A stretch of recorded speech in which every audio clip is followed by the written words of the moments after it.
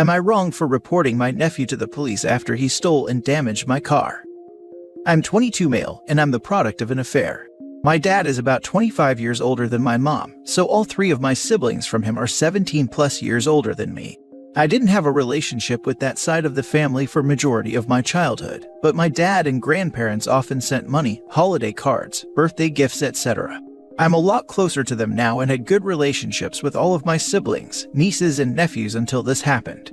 I own a 1976 Corvette Stingray that was gifted to me by my maternal grandpa when I turned 17. I've built this car up from a roller, and it's my most prized possession. I went out of town for 2 weeks for work and left my car in my paternal grandparents' garage. I don't like keeping it at my place when I'm away for long because I don't live in the best area. I've done this since my freshman year of college, and there has never been any issue until now.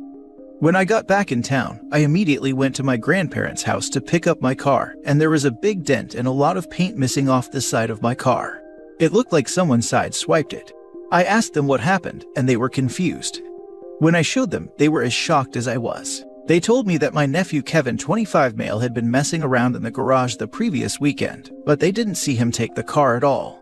We checked their camera system, and sure enough, he had taken my car. I tried to call Kevin, but my number was blocked, so I called my brother and told him what Kevin did to my car. He said he'll ask him about it and recommended a body shop for the estimate and repair.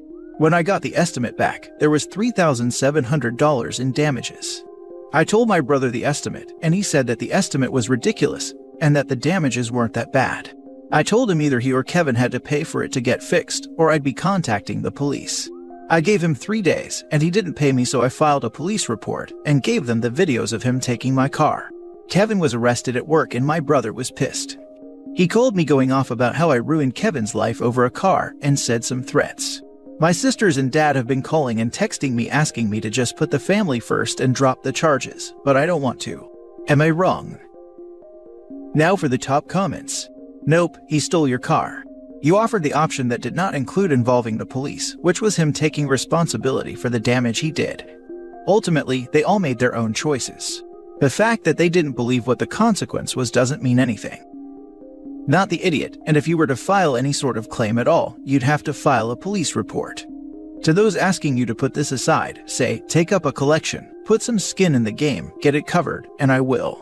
But I am not accepting damages to my car to do this kid who cared so little for me and my property that he was willing to steal and inflict the damages. You want to be mad at the kid. I am not paying for this, and I am not accepting the damages. I didn't want to go the insurance route because they'll raise the rates, but it's looking like I'll have to. My insurance is already pretty expensive since I'm under 26 and on my own plan with 2 cars. Oh, I totally agree. Path of least resistance is simply for them to pay the bill. But absent that, file the claim. However, it is highly likely that the insurance will subrogate against Kevin, as in sue him for damages they paid, and it will be a lot more than the actual damages because they are going to cover all of their administrative costs, plus legal fees and court costs. So, $3,700 might look more like $15 or $20K. So, I'd advise them one last time that it's not going away. Now, I can't speak for the problems that this might cause you and family, but you should at least think about it. Ironic how your nephew is 3 years your senior, but lives up to every bit of the stereotypical nephew, being irresponsible, privileged, and alienated from reality. Family or not, a man 3 years older than you stole and damaged expensive property from you, returned it without fixing it, and expects there to be no consequences. Not wrong. Seems like they're using family as a convenient excuse when real family would never act that way. Next story. Am I wrong for not letting my husband move us into a tiny house? My 29 female, husband 31, has been getting into tiny homes for the last few years.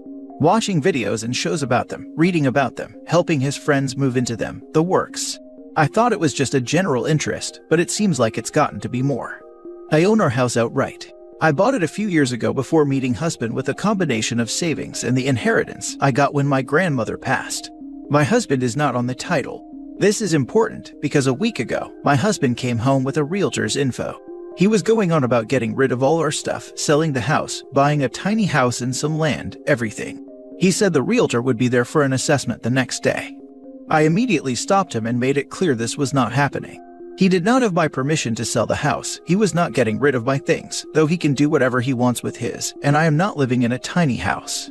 I'm sure some people love it like his friends do, but his friends' wives and children are all miserable. They have no privacy, had to get rid of a lot of sentimental items. The kids are always fighting because they're on top of each other. I refused to do that. And I told him I refused. He got super angry and said he was making the best decision for the family and that I would get used to it. I reminded him that I owned the house, not him, and he could live in a tiny house if he wanted to. I would be comfortable here. More arguing, and he left to go stay with one of his friends. Some friends agree I'm in the right. That tiny home living isn't for everyone, and I would be miserable living like that since I enjoy my space, privacy, and sprawling. Others have said that he can't live his dream without my help, and I'm selfish for not at least giving it a try before shutting it down. Am I in the wrong? He left the house to go stay with his friends. Where? Do tiny houses have guest rooms? Lo, not the idiot. Maybe suggest that he gets the tiny house and some property for it, and you use it for weekend getaways or something. Where he can sample the lifestyle by putting a garden shed in the backyard and living there full time. That should settle his hash. I mean, that's a far better idea than, well, just try it for a while to see if you like it, like OP's friends are suggesting. If she doesn't like it, then what? Does she go back to her house that she no longer has, with all her belongings that she also no longer has? Yeah, and tiny houses have no resale value. Not wrong. It is very freaking weird that he arranged everything, including setting up an appointment for a realtor to come by the next day, without so much as a discussion. Something is seriously wrong here. But he's making the best decision for the family, and she should get used to it. Sounds like he is getting into or starting a cult. Not wrong. Am I the only one that thought he's got secret debt and is hoping the house sale would benefit him? I would not want to live in a tiny house. I like my space. Agreed. I think OP needs to discuss his finances with him and find out his motivation for the tiny house. Next story. Am I wrong for refusing to invite my twin sister to my wedding? So, I'm going to try keep a really long story concise as best as I can. I, female 28, and my twin sister Vicky were born to a teen mom who raised us the best she could, but lead us both to having very different ways of dealing with abandonment and an unstable home life. My mom has a very strained relationship with Vicky since when she was 17, she started doing many different substances, partying, alcohol, and smoking. I, being her sister, always tried my best supporting her, as my mother did, but I was more a best friend, whereas my mom was the one to force her to sort her life out, rehab, etc. I, on the other hand, turned out to be very obsessed with having control and structure in my life, which has made it very difficult for me to maintain romantic relationships, as I can be controlling and paranoid with abandonment. Cut forward to when I went to uni, Vicky found herself in a very bad toxic relationship and practically cut off my mother, which severed their relationship entirely. She eventually got pregnant and gave birth to my nephew in my second year at uni. After struggling with romantic partners all my life and having very short-term boyfriends, I met my ex-fiancé, let's call him Dave, who I genuinely thought I'd met the one. During this time, Vicky had broken up with her toxic ex and was now a single mother, so me and Dave would have her and my nephew over most weekends. I, however, fell pregnant, and a year after my daughter was born, Dave proposed. I had never been happier for starting my family. We decided to wait a year to get married and genuinely enjoyed our new family life. However, one weekend I decided to go see my mother and spend the day with her and my daughter, but we came home early since my mother became busy. When I arrived home, I saw Vicky's car outside, which wasn't unusual, and went inside. Nothing would have prepared me for what I would find. Vicky and Dave were alone together in my bedroom on my bed, and it seemed like the deed had already been done. I went straight to packing for me and my daughter and left. I gave Dave no chance for excuses and cut both of them out of my life entirely, except for allowing Dave visitation to our daughter. Jump forward 3 years, I have barely spoken to Vicky except for when she pops back up into my life to apologize or explain. But I don't care. There is no excuse she could give me. I am now engaged to my beautiful fiancé Matt, and he loves my daughter and me more than I could ever imagine. Although my mother is now begging me to invite my sister to my wedding coming up in June, saying to put the past in the past, since my mother has been able to forgive her and mend their relationship. I refuse, which has caused tension. She's telling me this may be the only way to fix our bond, and for my daughter to have her aunt and cousin back. But I still refuse, so am I wrong? Now for the top comments. Majorly not in the wrong.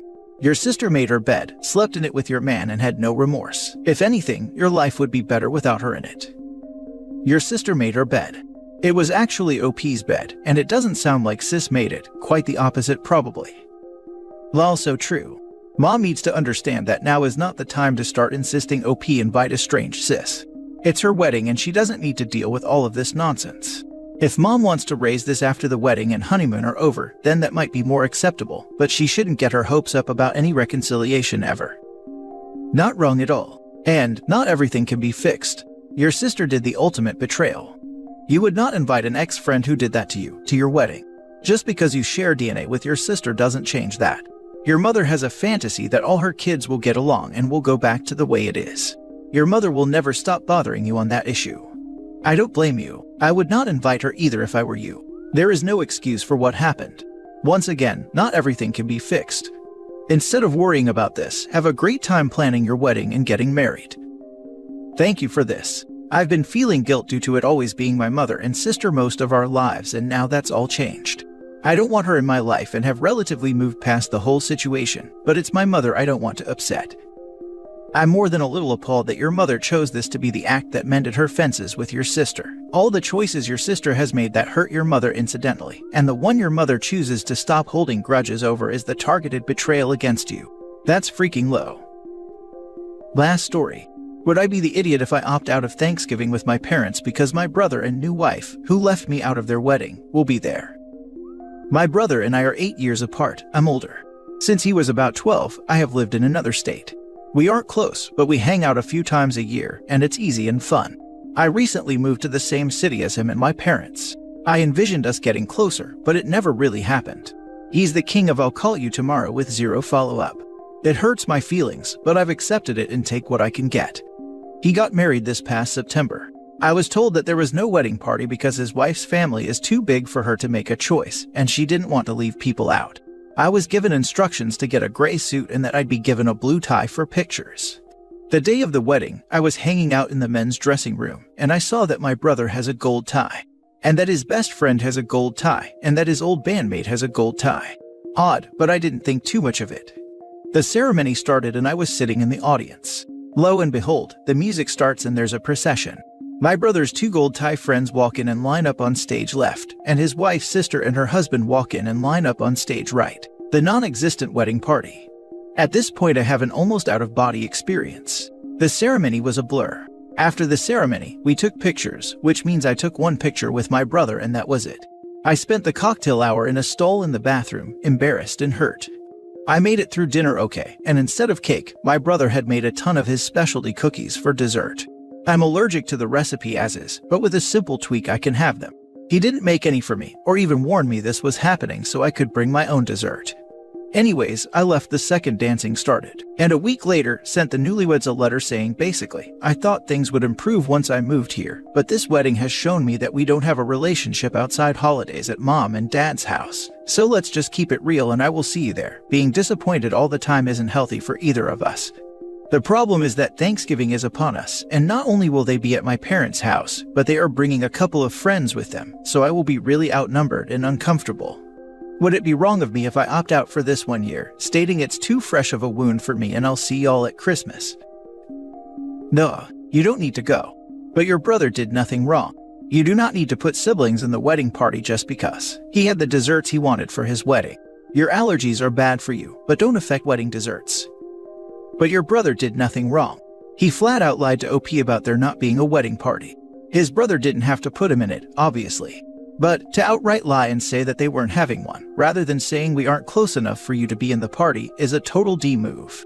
Especially since he knew his brother was going to be at the wedding, and see that he intentionally lied.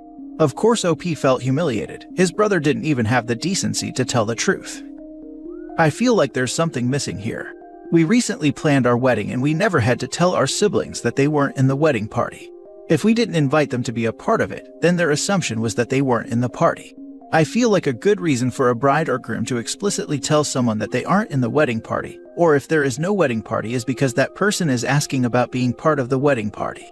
If OP asked his brother about it and couldn't take no for an answer, then I can see why the bride or groom would tell him there is no wedding party. Why would the OP feel humiliated? It's not like the bride or groom announced to everyone that there is no wedding party, and that's why the OP is not in it. And then when there was a wedding party, everyone was like, haha OP, you're not in the wedding party. Everyone sucks here. Brother shouldn't have lied about there not being a wedding party. OP needs to stop trying to force a relationship with brother that they don't have. Brother didn't want you in the wedding party because you're not close.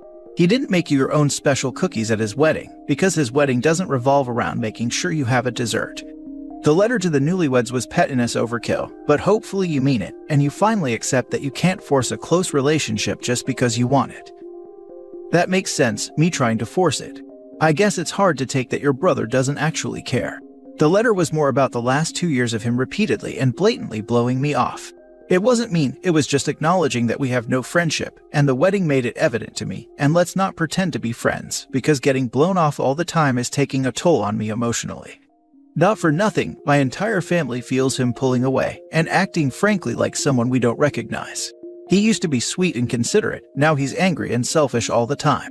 It's bad enough that we've had serious conversations about him maybe having a brain tumor. The personality flip over the last 5 years has been overt and concerning. Dude, he's just not that into you.